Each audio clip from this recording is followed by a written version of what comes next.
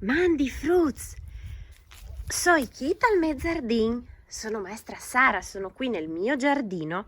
Volevo farvi vedere che bei papaveri che ho, guardate. Guardate che meraviglia di papaveri. Mi piacciono un sacco. Sì, ma quello non è mica un papavero.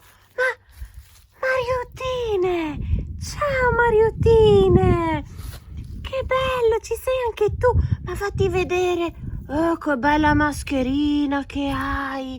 Oh, finalmente ci possiamo vedere!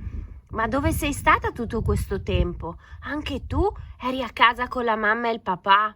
Ah, sì. E adesso che finalmente si può uscire, sei venuta a trovarmi? Che bello, mi fa tanto piacere. Ah, bimbi, sapete cosa è venuta a fare Mariuttine qui da me? È venuta a raccontarci le sue nuove avventure. Sì, ma non preoccupatevi, perché io e maestra Eleonora prepareremo per voi il libricino di Mariuttine e metteremo dentro anche i fogli delle sue nuove avventure. Siete pronti ad ascoltare? Sentiamo l'avventura di Mariuttine.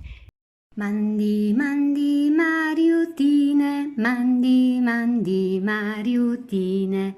Chicca e Mariuttine, ha dormit tut l'invier, mal sorelli cumò, ai dis, ai è ore di svearsi.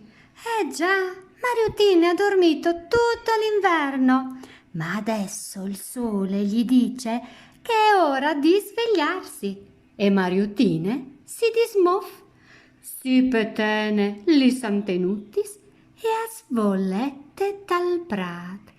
C'è biel, tut plen di rosis e di flors.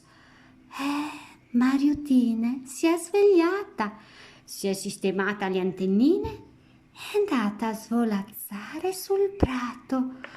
Che bello! Con la primavera il prato è tutto pieno di fiori. Dai, bimbi, provate a fare anche voi una bella caccia al tesoro. Cercate nel vostro giardino tanti bei fiori di primavera.